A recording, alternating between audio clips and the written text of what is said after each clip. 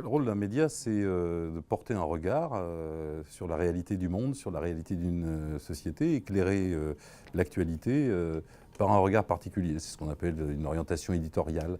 Alors ce qui est important, c'est que précisément dans ces éclairages, eh bien, ils soient les plus divers, les plus pluralistes possibles, qui reflètent les courants de pensée de la société sans en écarter aucun, et qu'ils soient des éléments à la fois du débat démocratique, une contribution au débat démocratique, et aussi le lieu d'expression des tensions et des contradictions dans une société.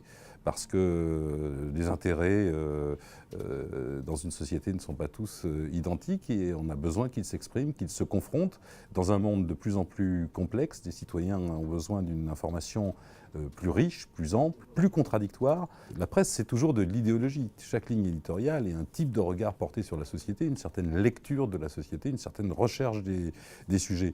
C'est plutôt dans le pluralisme, dans la possibilité de la contradiction, de l'opposition des regards que les citoyens doivent réclamer une information complète, diverse, qui puisse contribuer à construire leur opinion, leur point de vue, leur intervention aussi dans les affaires qui les concernent, c'est-à-dire les affaires de la cité, de la vie publique.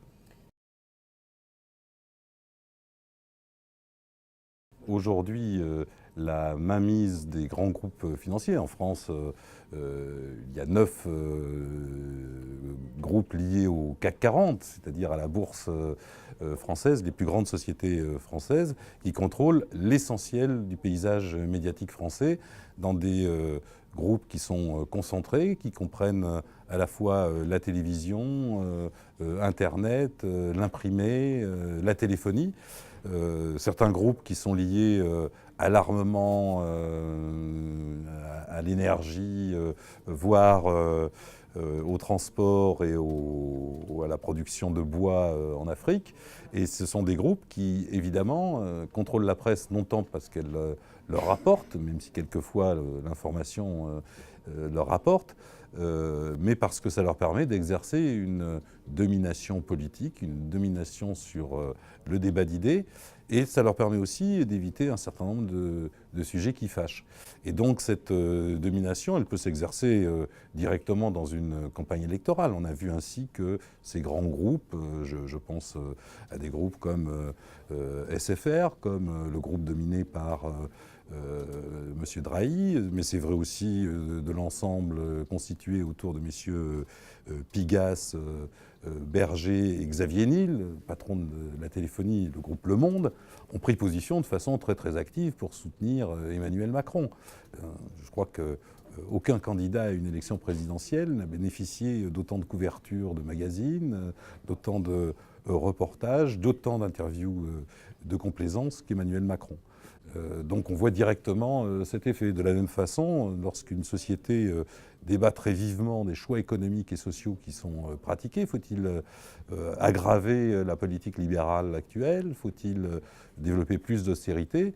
Eh bien, quand on martèle que la compression des dépenses publiques est une fatalité, la réduction du nombre des fonctionnaires est une nécessité, qu'il faut que la majorité de la population produise des efforts, que plus les riches seront riches, plus les pauvres verront leur situation s'améliorer, alors qu'on constate chaque jour le contraire. Eh bien, ce type d'argument est martelé par cette presse. Et hélas, le service public est contaminé par le même virus de la pensée unique et ne permet pas l'exercice d'un débat citoyen. Alors qu'on voit bien, au fil des scrutins, au fil des mobilisations sociales en France, qu'une très grande partie de la population ne se reconnaît pas ni dans ces idées, ni dans cette presse.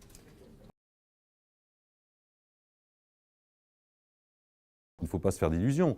L'univers des réseaux sociaux et la toile sont empreints des mêmes dominations. Les groupes qui recueillent le plus de fréquentation, ben c'est encore Google Actualité, c'est Orange, c'est TF1, TF1 en France. Ce sont les grands groupes multinationaux qui dominent aussi l'information, la communication, l'accès à la connaissance sur la toile. Donc je crois que ces trois dimensions, l'intervention citoyenne et la revendication d'une information pluraliste, complète, sur les réalités des pays, l'exigence d'une intervention de l'État pour assurer le pluralisme et les moyens de ce pluralisme, et enfin l'engagement des citoyens autour de cette presse, sont des dimensions indispensables au Sud comme au Nord.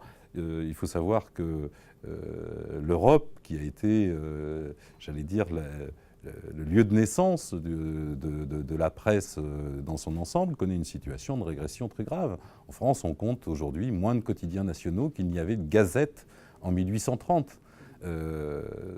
Et ce phénomène qui concerne les journaux nationaux se vit également à l'échelle locale, à l'échelle régionale. Désormais, sur le plan de l'information locale, la France vit pour l'essentiel au régime du journal unique.